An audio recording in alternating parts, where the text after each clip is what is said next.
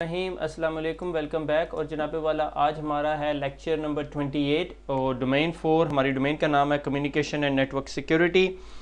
और जो domain number 4 का टॉपिक नंबर या लेक्चर नंबर आप कर लो 3 चल रहा है, ठीक है। तो आज हमने थोड़ी सी रिवीजन करनी है, ठीक है। बहुत सारे टॉपिक्स ऐसे हैं जो हम काफ़ी डिटेल में डिस्कस कर चुके हैं ऑलरेडी, मगर ज़ाहिर है वो बुक अब नेटवर्क एंड कम्युनिकेशन सिक्योरिटी में चली जाएगी, तो फिर वो उन टॉपिक्स को कभी कभी दोबारा डिस्कस करेगी, ठीक है। सबसे पहला टॉपिक है क्रिप्टोग्राफी। और क्रिप्टोग्राफी के अंदर मेन चीज़ जो हमें पता है कि क्रिप्टोग्राफी हम यूज़ कहाँ करते हैं, जब हमने नॉर्मल रीडेबल टेक्स्ट को कॉन्फिडेंशियलिटी को स्क्रैम्बल फॉर्मेट में कन्वर्ट करना हो, हम ऐसे नॉन रीडेबल फॉर्मेट को नॉन रीडेबल फॉर्मेट में कर दें कि अनऑथोराइज यूज़र उसे एक्सेस ना कर सके या रीड ना कर सके, उस चीज़ को हम कहते हैं जी क्रिप्टोग्राफी कर दी, जो हमें कॉन्फिडेंशियलिटी प्रोवाइड करती है, जो हमें काफ़ी कुछ कॉन्टेक्स्ट में इंटेग्रिटी भी प्रोवाइड करती है, ठीक है। उसके बाद आ जाता है हमारी पब्लिक की क्रिप्टोग्राफी, जिसे हमने PKI भी कहा था, ठीक है, जिसमें एक बंदे के पास पब्लिक की भी होती है और प्राइवेट की भी होती है। प्राइवेट की को वो बहुत सिक्योर रखता है और पब्लिक की तमाम लोगों को डिस्ट्रीब्यूट कर देता है। अगर कोई चीज़ मैंने पब्लिक की से इनक्रिप्ट की हुई है तो वो सिर्फ प्राइवेट की ही खोल सकती है, और अगर कोई चीज़ प्राइवेट की से इनक्रिप्ट की हुई है तो उसे पब्लिक की ही खोल सकती है। ये कॉन्सेप्ट भी हमने बड़ी क्लियरली समझ लिया था, ठीक है। बॉब एंड एलिस या काशिफ और आसिफ की एग्जांपल, जिसमें लॉक और की एग्जांपल हम CCNA में भी पढ़ के आए, CISSP पे हमने दोबारा देखा। फिर उसके बाद एक कॉन्सेप्ट आ जाता है डिजिटल सिग्नेचर का, ठीक है, कि मेरे पास एक मैसेज था, ठीक है, मेरे पास एक मैसेज था, मैंने उस मैसेज का एक हैश फंक्शन प्रोड्यूस किया। ये मेरे पेन को पता नहीं क्या हो गया, I hate when you do this. ये मेरे पास एक मैसेज था, ठीक है, और ये मैसेज का मैंने एक हैश फंक्शन प्रोड्यूस किया। ये मेरा हैश फंक्शन है, ठीक है, हमें पता है हैश क्या है, और ये मेरे पास एक हैश वैल्यू निकल आई, ठीक है। इस वैल्यू को मैं कहता हूँ डाइजेस्ट, ठीक है। इस वैल्यू को मैंने इनक्रिप्ट किया यूजिंग माई प्राइवेट की, ठीक है, ये प्राइवेट की है, ठीक है।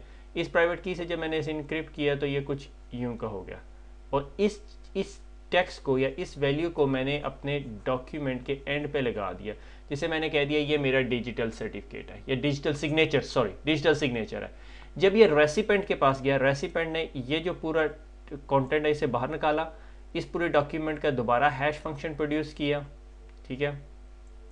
ये हैश निकला, एक्चुअली फनल बनानी थी, ठीक है। हैश फंक्शन निकल आया, उससे जो वैल्यू निकली उसने उसकी पब्लिक की से उसे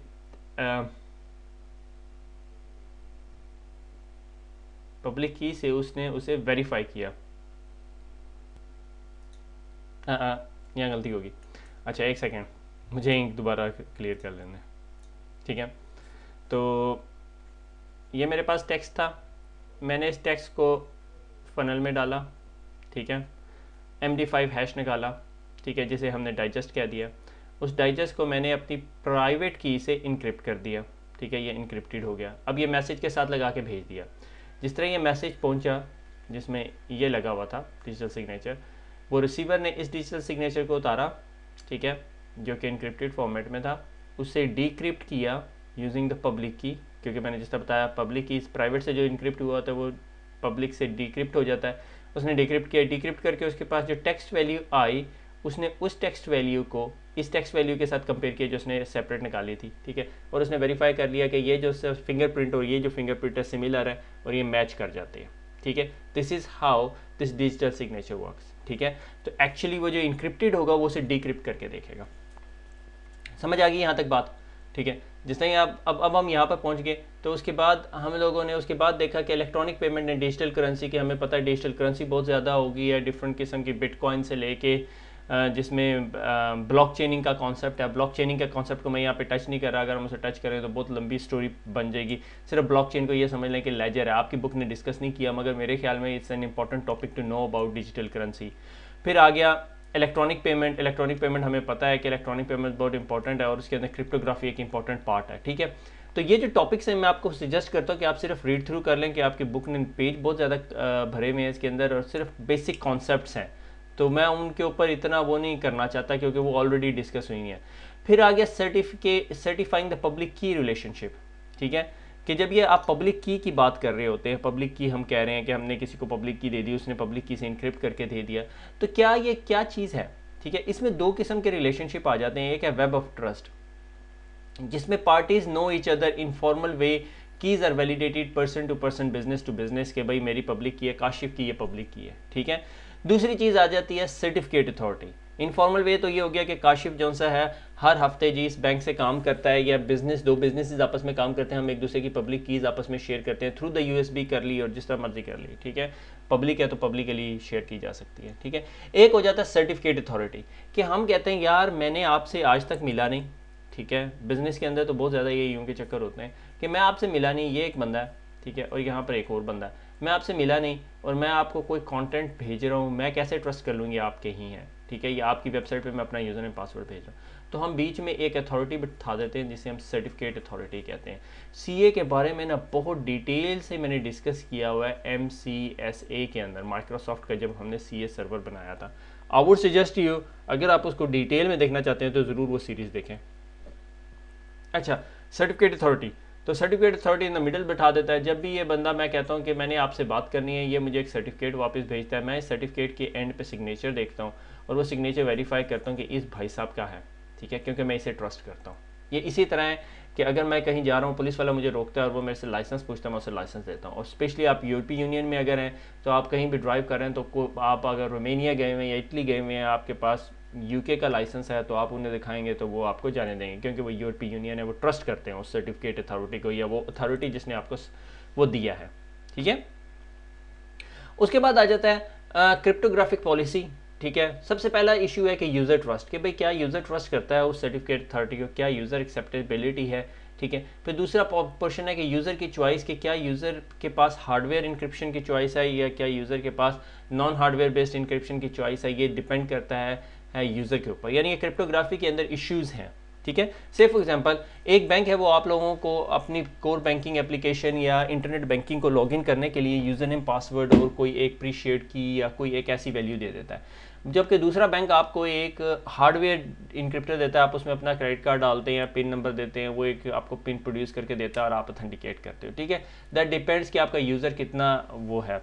उसके बाद आ जाता है स्टैंडर्डाइजेशन एंड इंटरऑपरेबिलिटी, कि भाई कौन सा स्टैंडर्ड जो सा है मोस्ट कॉमनली यूज़र से, फॉर एग्जांपल SHA-1 जो सा है वो गूगल ने कहा कि इसके बाद हम एक्सेप्ट नहीं करेंगे digital certificate, everybody have to move to SHA-2। So ये स्टैंडर्डाइजेशन होगी। और इंटरऑपरेबिलिटी, कि भाई अगर आप कोई सिक्योरिटी स्टैंडर्ड यूज़ कर रहे हैं, तो वो अगर आपके यूज़र्स आईफोन से कम आ रहे हैं, एंड्रॉयड से आ रहे हैं, या PC से आ रहे हैं, या कहीं और से आ रहे हैं, या ब्राउज़र से आ रहे हैं, ठीक है, तो उन सब के पास ये फीचर सेट होना चाहिए।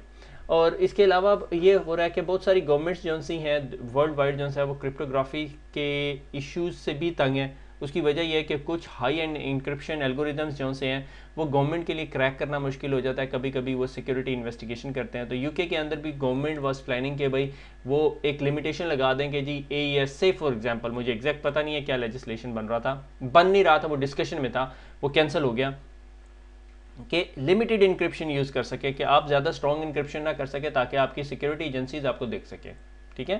से फॉर एग्जांपल आईफोन के iMessage का जो इशू चल रहा है, अगर आप लोगों को नहीं पता गूगल करके देख लें। तो फिर गवर्नमेंट का रिस्पांस आया था जब हम लोगों ने पिटीशन, ये सब लोगों ने जो यूके में थे उन्होंने पिटीशन दायर की थी, जमा कराई थी कि is not seeking to ban and limit और लिमिट एन इंक्रिप्शन, आप जिस किस्म की इंक्रिप्शन यूज़ करना चाहते हैं करें, ठीक है, क्योंकि वो प्राइवेसी की कैटेगरी में आ जाता है। अच्छा, अब इसमें भी मैंने रिवीजन का टॉपिक डाल दिया कि सिमेट्रिक एंड एसिमेट्रिक एल्गोरिदम आपको पता है, क्रिप्टोग्राफी पता है, there is no point of discussing in, हमने पिछली डोमेन के अंदर बहुत डिटेल में जाके देखा। पब्लिक की क्रिप्टोग्राफी वही कि भाई आपके पास एक सर्टिफिकेट सर्वर है और आप उसको यूज़ करते हैं, हमने एक दो स्लाइड्स मेरे ख्याल में उसके बारे में रखी हुई हैं। अच्छा, की लेंथ एंड इंक्रिप्शन स्ट्रेंथ, कि जितनी की लेंथ ज़्यादा है उतना स्ट्रॉन्गर, इतना हार्डर है आपकी इंक्रिप्शन को ब्रेक करना, अनटिल अनलेस आपके इंक्रिप्शन एल्गोरिदम में कोई मसला ना हो। डिजिटल सिग्नेचर हम ऑलरेडी डिस्कस कर चुके हैं कि मेरा एक टेक्स्ट है, उसको मैंने MD5 फंक्शन से गुजारा, हैश वैल्यू प्रोड्यूस की, उसे अपनी प्राइवेट की से इनक्रिप्ट कर दिया, जब वो रिसीवर के पास गया, रिसीवर ने मेरी पब्लिक से डिक्रिप्ट किया और उससे हैश फंक्शन से प्रोड्यूस करके उसका फिंगरप्रिंट वेरीफाई कर लिया, हाँ ये वही चीज़ है, ठीक है, तो वो एक्सेप्ट कर लेता है डिजिटल सिग्नेचर कि हाँ भाई ये डिजिटल सिग्नेचर ठीक है, क्योंकि उसने पब्लिक की से उसे डिक्रिप्ट किया है। अगर वो पब्लिक की से डिक्रिप्ट होकर वो चीज़ नहीं बनती तो इसका मतलब उसे समझ आ जाती है ये उसने बंदे ने नहीं किया, ठीक है। अनटिल अनलेस कोई एक और प्राइवेट की बना के और उसकी पब्लिक की आपको भेज दे, तो मगर वो आपको पता होगा कि किसी और की पब्लिक की है, ठीक है। फिर आ गया सर्टिफिकेट एंड ऑथेंटिकेशन। अच्छा, certificate and authentication is an important thing. जब आप in the world of certificates का बात कर रहे होते हैं तो फिर दो किस्म की सर्टिफिकेशन ऑथेंटिकेशन आती है। एक तो पासवर्ड बेस्ड ऑथेंटिकेशन कि मैंने पेज खोला www.google.com और ये HTTPS था, इनक्रिप्टेड था, मुझे सर्वर ने सर्टिफिकेट प्रेजेंट किया और मैं हैप्पी हूँ सर्टिफिकेट से, मैं दिखाऊंगा वो कैसे हैप्पी हूँ, और मैंने उसके अंदर अपना यूज़र नेम और पासवर्ड एंटर किया और वो यूज़र ऑथेंटिकेट हो गया। अब अगला टॉपिक आ जाता है certificate based authentication. Certificate based authentication के अंदर यूज़र ने कुछ एंटर नहीं करना, ठीक है। You can add a password as a second factor of authentication कि आप कर सकते हो, मगर ये मेरा क्लाइंट मशीन है, ठीक है, और इसके पास यहाँ पे एक सर्टिफिकेट पड़ा हुआ है, ये एक सर्वर है, ठीक है। जब ये दोनों एक दूसरे से बात करते हैं, ठीक है, ये सर्टिफिकेट बेस्ड ऑथेंटिकेशन है कि आपके पास एक डेडिकेटेड सर्टिफिकेट आपको दे दिया, ठीक है। हम अपनी कंपनीज़ के अंदर जब हम बड़े इंफ्रास्ट्रक्चर्स की बात करते हैं तो हम हर बंदे को पासवर्ड्स वाली बात पे हैप्पी नहीं होते, बल्कि हम सर्टिफिकेट भी डाल देते हैं। हमने हर मशीन पे एक सर्टिफिकेट डाला हुआ है, ठीक है। अब जब ये मशीन अपने सर्वर से या किसी और सर्वर से बात करने लगती है जहाँ पे हमें ऑथेंटिकेशन रिक्वायर्ड होती है, से फॉर एग्जांपल वायरलेस पे जाना है, तो हमारा जो क्लाइंट मशीन है वो अपने आप को प्रेजेंट करती है using that certificate. Server verify करता है कि हाँ भाई ये सर्टिफिकेट वैलिड है, वो यूज़र को एक रैंडम नंबर देता है, यूज़र उस रैंडम नंबर को अपने सर्टिफिकेट से इनक्रिप्ट करके भेज देता है, ठीक है। इससे वो सर्वर वेरीफाई कर लेता है कि हाँ भाई ये वैलिड बंदा है, he is who he says it he is, ठीक है, यूज़र आइडेंटिटी। अच्छा, इसके अंदर एक चीज़ जो बहुत इंपॉर्टेंट है वो ये सर्टिफिकेट्स या सर्टिफिकेट बेस्ड ऑथेंटिकेशन में एक भी बात का ख्याल रखना है, अगर किसी हैकर के पास फुल एक्सेस है आपके इस मशीन की तो फिर ये सारी जो सिक्योरिटी है ये ज़ाया जाएगी, यानी फिजिकल सिक्योरिटी कंट्रोल जो उनसे हैं वो बहुत इंपॉर्टेंट है। देखें, अगर आप ऑलरेडी लॉग्ड इन हुए हुए हैं, ठीक है, नॉर्मली जब आपके पास इस तरह की प्राइवेट कीज़ पड़ी हुई होती हैं तो आपके जब सिस्टम में या आप किसी सर्वर पे सिस्टम पे लॉगिन हो रहे होते हैं, सिस्टम से मुराद कि भाई ये एक वेबसाइट है और ये एक एप्लीकेशन है, सिंगल साइन ऑन यूज़ कर रहे हो आप यूजिंग दैट डिजिटल सर्टिफिकेट, ठीक है।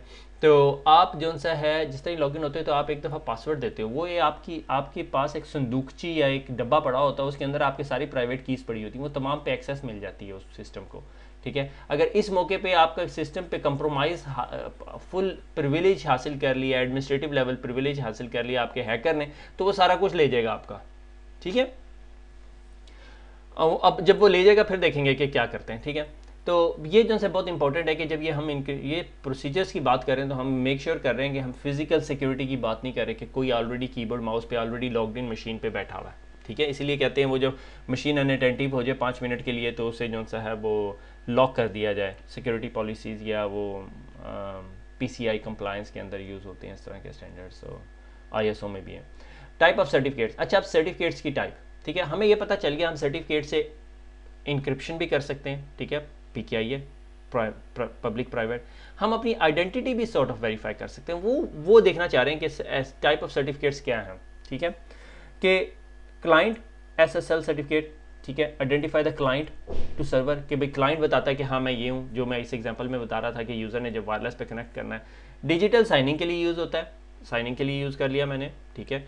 SSO single sign on. Bank give me SSL certificate, bank कभी फॉर एग्जांपल बैंक ने कहा SSL सर्टिफिकेट इंस्टॉल कर लो, होता नहीं है, बैंक आपको SSL सर्टिफिकेट देता नहीं। मैं वैसे एग्जांपल बना दी कि बैंक ने आपको SSL सर्टिफिकेट दे दिया, बैंक वेरीफाई कर लेगा हाँ भाई तुम इस PC से लॉगिन कर सकते हो, ठीक है, एग्जाम्पल है, ठीक है।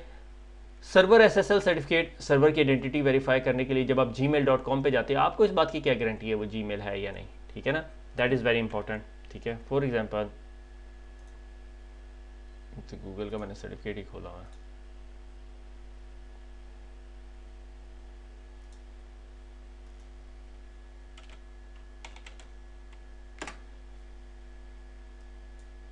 ठीक है। ये गूगल पे गए, आपको रेड आइकन तो नज़र, ग्रीन आइकन तो नज़र आ रहा है, मगर अभी आपको ये नहीं पता कि ये कितना वैलिड है, ठीक है। तो ये आपका सर्टिफिकेट आ गया, ठीक है। इस ब्राउज़र को मैं बंद कर देता हूँ, ठीक है। तो ये आपका डिजिटल सर्टिफिकेट है, अगर आपने डिजिटल सर्टिफिकेट देखना है ये आपका सर्टिफिकेट है, गूगल ने आपको इशू किया हुआ है, ठीक है। और ये डिजिटल सर्टिफिकेट है, SSL सर्वर सर्टिफिकेट जिसे हम कहते हैं, ठीक है। Following user SSL client certificate, SSL server certificate, ठीक है। अच्छा, उसके बाद हमने क्या करना है, एक और टाइप का सर्टिफिकेट है S-MIME सर्टिफिकेट, जो इंक्रिप्टेड ईमेल भेजने के लिए काम आता है। से फॉर एग्जांपल मैं यहाँ पर अगर आपको इंक्रिप्टेड ईमेल भेजना चाहूँ तो मैं आपको भेज सकता हूँ, ये इंक्रिप्टेड ईमेल के लिए यूज़ हो रहा है, ठीक है। ऑब्जेक्ट साइनिंग सर्टिफिकेट, बहुत सारी कंपनी जो सॉफ्टवेयर डेवलपमेंट कर रही होती हैं, जैसे माइक्रोसॉफ्ट ने सॉफ्टवेयर बनाया तो वो सर्टिफिकेट को एग्जीक्यूटेबल फाइल को जो है इंक्रिप्ट कर देती, साइन कर देती है, ताकि पता चलता है यार ये लेजिट फाइल है, ये माइक्रोसॉफ्ट से आई हुई है, ये किसी ने 2 नंबर माइक्रोसॉफ्ट ऑफिस की फ़ाइल बना के उसमें ट्रोजन नहीं डाला हुआ, ठीक है। फिर आ जाता है सर्टिफिकेट अथॉरिटी। सर्टिफिकेट की जो सर्टिफिकेट अथॉरिटी है, जो बिगर अथॉरिटी है, जिसके सर्टिफिकेट्स हैं, ठीक है, जिसके सब सर्टिफिकेट्स अप्रूव करते हैं, ठीक है। इसके साथ ही मैंने जो सी है एक स्लाइड डाली हुई है इसके एंड पे ये। अच्छा, SSL प्रोटोकॉल ये काम कैसे कर रहा होता है, ठीक है। ये आपकी क्लाइंट मशीन है, क्लाइंट मशीन जो है सर्वर पे कनेक्ट करती है, आंसर्स द सर्टिफिकेट, ठीक है।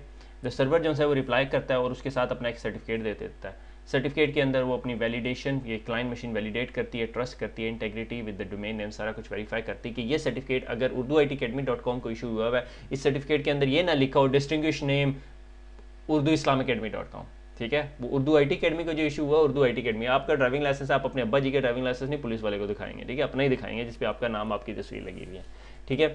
फिर क्लाइंट आइडेंटिफिकेशन होती है, ठीक है, जनरेटिंग द सिमेट्रिक की प्रोड्यूस करता है, ठीक है, ठीक है। और उसके बाद वो अपनी की जो सा है वो उसको सर्वर को भेज देता है और उसके बाद ये सिमेट्रिक की से इनक्रिप्ट होके डाटा जो सा वेरीफाई कर रहे होते हैं, ठीक है, सेंड एंड रिसीव कर रहे होते हैं, ठीक है। क्लाइंट एक रैंडम नंबर जनरेट करता है और वो भेजता है, ठीक है, वो सिमेट्रिक की होती है। उसके बाद ये सिमेट्रिक इंक्रिप्शन पे स्विच कर जाते हैं, AES हो सकती है सिमेट्रिक इंक्रिप्शन और कोई इंक्रिप्शन हो सकती है, ठीक है। उसके बाद आ जाता है डिजिटल सर्टिफिकेट। डिजिटल सर्टिफिकेट के अंदर जो है क्या कुछ होता है, ठीक है। X.509 वर्जन 3 शुरू हो गया, वर्जन 3 यूज़ हो रहा है, मुझे एग्जैक्ट टाइम नहीं पता कि कब से यूज़ हो रहा है। हम इस सर्टिफिकेट का थोड़ा सा पोस्टमार्टम कर लेते हैं, ठीक है। वही जो सर्टिफिकेट हमने गूगल का खोला हुआ था वही देख लेते हैं, ठीक है। अलग बात है गूगल मेरे पे केस कर दे, ठीक है। अच्छा जी, ये सर्टिफिकेट है गूगल का, ठीक है। ये सर्टिफिकेट किसका है जी, कॉमन नेम है google.com, गूगल इनकॉर्पोरेशन को मिला हुआ, ऑर्गेनाइजेशन यूनिट कोई नहीं है, सीरियल नंबर इसका ये है, ठीक है। इशूड बाय, ठीक है, Google internet authority G2, Google organisation, number of certificates कोई नहीं पता, ठीक है। एक्सपायरी डेट 2016, 20 अक्टूबर को ये हो जाएगा। ये हर 6 महीने बाद गूगल मेरे ख्याल में चेंज करती है, 6 से भी कम हो गए, ठीक है। ये फिंगरप्रिंट है उसका और ये SHA-1 फिंगरप्रिंट है, ठीक है। ये डिटेल्स, अब ये डिटेल्स यहाँ पे सारा कुछ है, ठीक है। ये डिटेल का सबसे पहला पोर्शन है वर्जन नंबर 3 है, ठीक है, ये X.509 का, ठीक है। उसके बाद अपना सीरियल नंबर दिया हुआ है, सर्टिफिकेट एल्गोरिदम दिया हुआ है। ये सर्टिफिकेट हायरार्की है कि सर्टिफिकेट ये जियो ट्रस्ट CA ने दिया, उसके बाद इंटरमीडिएट CA था और फिर ये google.com है, ठीक है। अब हर सर्टिफिकेट की डिटेल है ये यहाँ पे, सीरियल नंबर, इसका सीरियल नंबर और इसका सीरियल नंबर, ठीक है, डिफरेंट होंगे, ठीक है। इशूअर सिग्नेचर एल्गोरिदम, ठीक है, जो इशूअर ने सिग्नेचर एल्गोरिदम दिया है SHA-256 से किया हुआ, जिस तरह मैंने बताया था SHA-1 वो कहते हैं कि अब हम कैंसिल कर रहे हैं। इशूअर किसने दिया, वैलिडिटी, ठीक है, कब ख़त्म हो रहा है, ठीक है, सब्जेक्ट किसके नाम पर है, ठीक है, पब्लिक की कौन सी है, ये पब्लिक की है इसकी, ये आपकी पब्लिक की है जो हम बता रहे होते हैं ना, ये आपकी पब्लिक की है, ठीक है। की यूजेज क्या है, वेब सर्वर अथेंटिकेशन और क्लाइंट अथेंटिकेशन, दैट्स इट। और किसी चीज़ के लिए यूज़ नहीं होता, SMIME के लिए नहीं यूज़ होगा, कोड साइनिंग के लिए नहीं यूज़ होगा, ठीक है। ऑथराइजेशन, वैलिडिटी, और इसके अंदर एक चीज़ होती है certification revocation list, certificate revocation list, ये अभी हम थोड़ी देर में डिस्कस करते हैं। मैं इसको ज़रा कॉपी कर लूँ, ठीक है, इसको क्लोज कर लेता हूँ, ठीक है। अच्छा, अब आ जाते हैं सर्टिफिकेट अथॉरिटी की तरफ। सर्टिफिकेट अथॉरिटी क्या, कि ये जो सर्टिफिकेट्स की सारी डोमेन है, ठीक है, ये जो सर्टिफिकेट, अब हम सर्टिफिकेट्स में आ गए कि मैं इस सर्टिफिकेट को ट्रस्ट क्यों करूँ, ठीक है। तो नॉर्मली कंपनीज, हमारे पास रूट सर्टिफिकेट अथॉरिटीज़ होती हैं दुनिया के अंदर और हम उन्हें बहुत ट्रस्ट करते हैं, ठीक है। वेरी साइन उनमें से एक like mostly trusted certificate authority. मैं इसके पास जाता हूँ, मैं से कहता हूँ भैया मुझे ना उर्दू IT अकेडमी को मैंने HTTPS करना है। उसकी वजह यह है कि मैं जो सा हूँ आइडेंटिटी वेरीफाई करना चाहता हूँ, ठीक है। वरना उसकी वजह क्या हो सकती है, उसकी रीज़न क्या हो सकती है, एग्जांपल मैं उसकी देता हूँ, एक डेंजरस एग्जांपल देता हूँ कि एक बंदा है, उसने आप में बड़ा इंटरेस्टेड है, वो आपका सारा कंटेंट्स ज़ाया करना चाहता है और उसको पता है आप उर्दू IT अकेडमी के बहुत बड़े फ़ैन हैं, आप उर्दू IT अकेडमी को डेली विजिट करते हैं।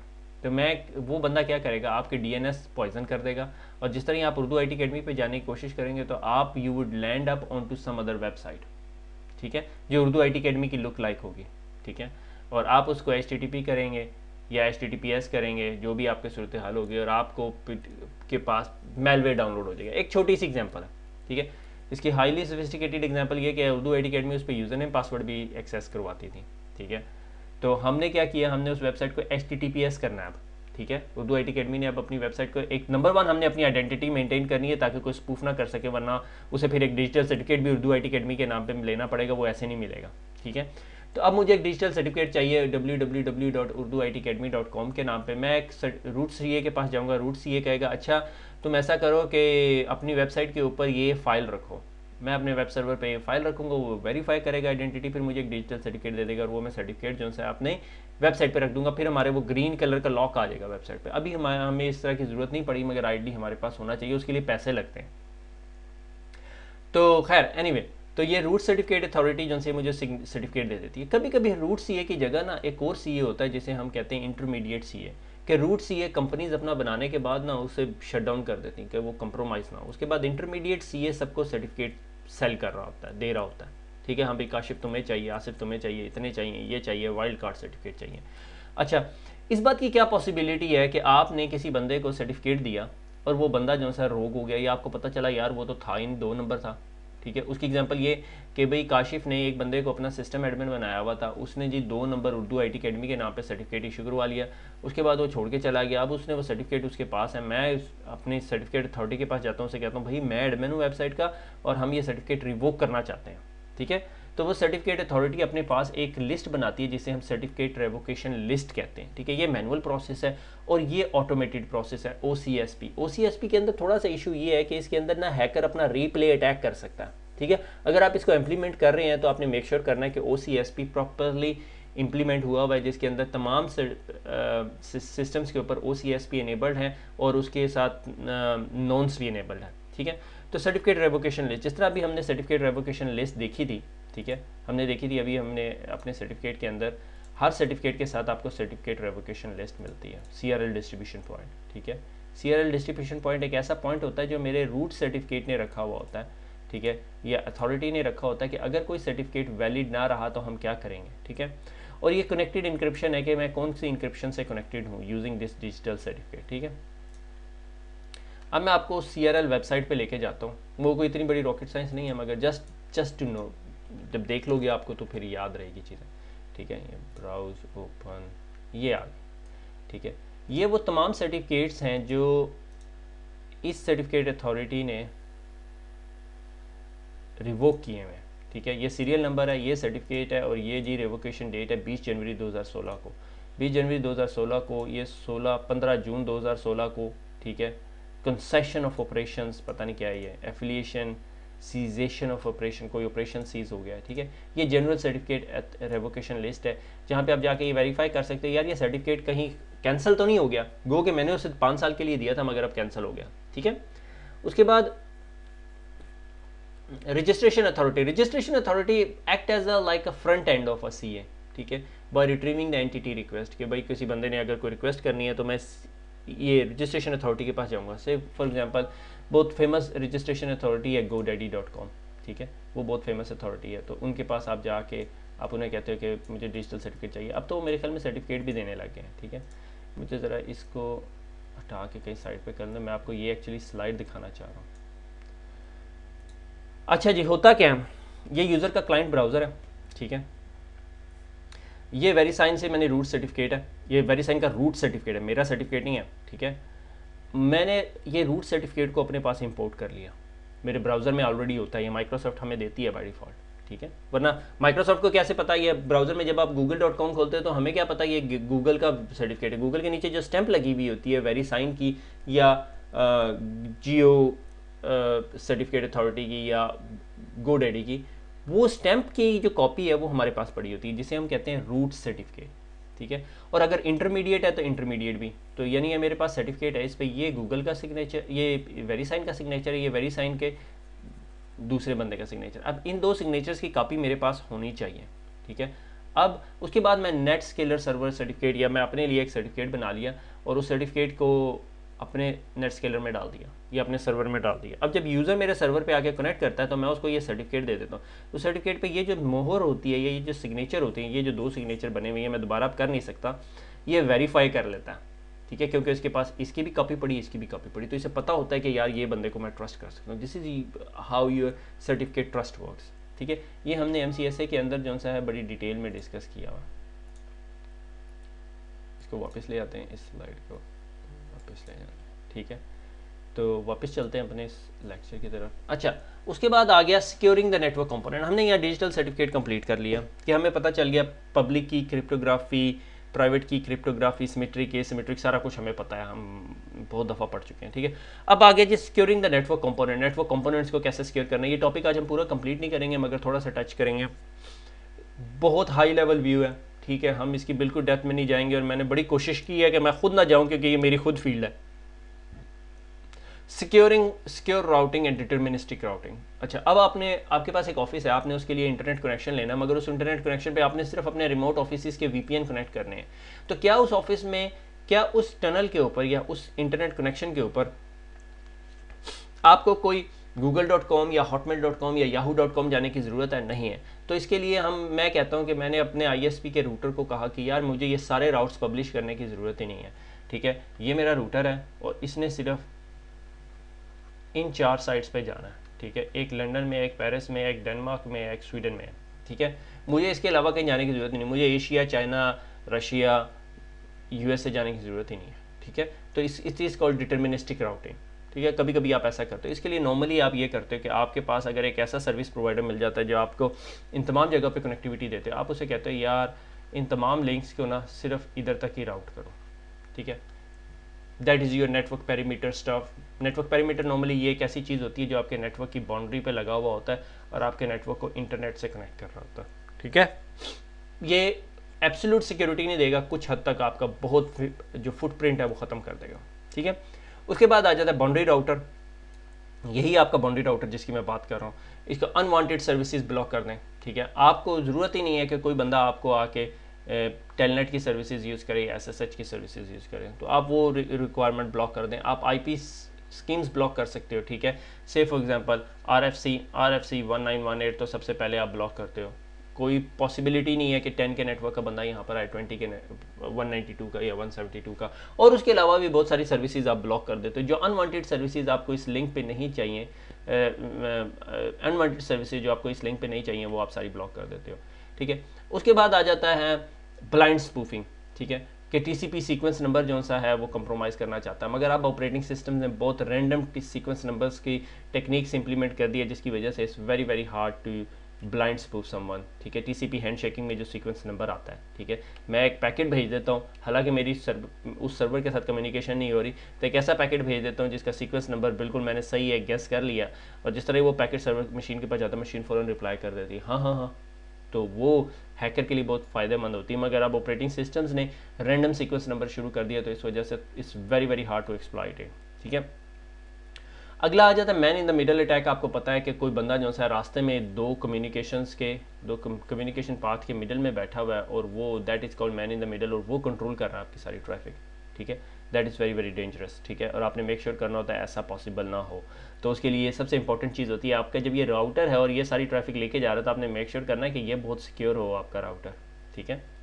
उसके बाद आ जाता है सिक्योरिटी पेरीमीटर। सिक्योरिटी पेरीमीटर ये होता है कि आपका जब इंटरनेट से कनेक्टिविटी है तो that is your security perimeter. तो इसके ऊपर आपने अपनी फायरवॉल लगाई हुई होती है, आपने अपना IPS या IDS सोल्यूशन लगाया होता है, ठीक है। मगर एक बात याद रखें कि ये जो पेरीमीटर के ऊपर जो भी सिक्योरिटी सोल्यूशन आपने लगाया हुआ होता है is the first line of your defence, is not the last line of your defence. तो ये आपकी फर्स्ट लाइन ऑफ डिफेंस हो सकती है, लास्ट लाइन नहीं होगी ये, ठीक है ना। कुछ लोग कहते हैं हाँ फायरवॉल लगी है बस ठीक है नेटवर्क सिक्योर है, नहीं नेटवर्क सिक्योर नहीं है, ठीक है। वो हम अगले लेक्चर में देखेंगे कि बाकी कंपोनेंट्स क्या हैं।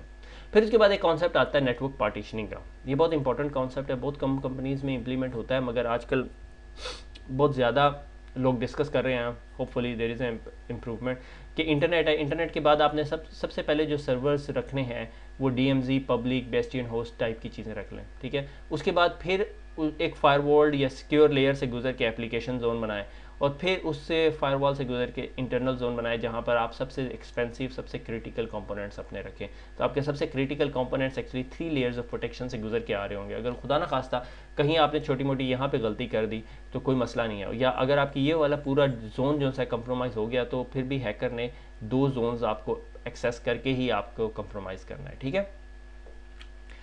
उसके बाद आ जाता है ड्यूल होमिंग होस्ट। ये 3-4 टर्म्स हैं, ठीक है। ड्यूल होम होस्ट एक ऐसा होस्ट होता है, ठीक है, जिसके ऊपर दो लैन कार्ड लगे हुए होते हैं, ठीक है, एक इंटरनेट से कनेक्टेड होता है और एक इंटरनल नेटवर्क से कनेक्टेड होता है। बहुत डेंजरस है, अगर हैकर इस पीसी को कंप्रोमाइज़ कर ले उसके बाद वो आपके इंटरनल नेटवर्क का कंपोनेंट बन जाता है। तो इसलिए ऐसी कोई भी चीज़ हो तो उसको अवॉइड करना चाहिए, ठीक है, अगर आपके नेटवर्क में कोई भी ऐसी चीज़ है तो अवॉइड करना चाहिए, ठीक है। उसके बाद एक और टर्म आती है बेस्टियन होस्ट, ठीक है। बेस्टियन होस्ट एक ऐसा होस्ट होता है जो आपके डीएमजी में होता है, पब्लिकली एक्सेसिबल होता है, ठीक है, मगर उसको सिर्फ वहीं पे रखा हुआ होता है, ठीक है। उसकी एक बहुत कॉमन एग्जांपल ये होती है कि ये तो खैर अमेजोन वेब सर्विसेज का है, यहाँ पे एक फायरवॉल लगा देते हैं, ठीक है।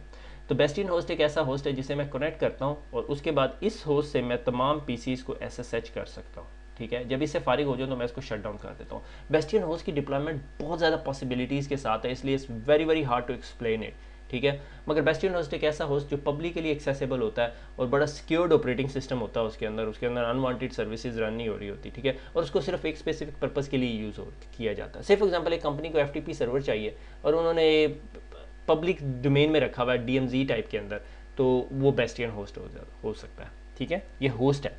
अच्छा, उसके बाद एक और कॉन्सेप्ट है, इज कॉल्ड डीमिलिटाइज जोन। डीमिलिटाइज जोन क्या होता है कि ये इंटरनेट है, ठीक है, इंटरनेट से ट्रैफिक आपके राउटर पे आती है, ठीक है, राउटर के बाद वो ट्रैफिक आपकी फायरवॉल में जाती है, ठीक है, ये आपकी फायरवॉल है, ठीक है, लाजिम नहीं ये राउटर में जाए, यहाँ स्विच भी हो सकता है इस तरह, और राउटर के फायरवॉल के पीछे आपका जो सा है प्राइवेट नेटवर्क पड़ा हुआ होता है, पर फायरवॉल की साइड पे आपके पास एक लेस सिक्योर एरिया होता है जिसे हम डीएमजी कहते हैं, ठीक है। ये बहुत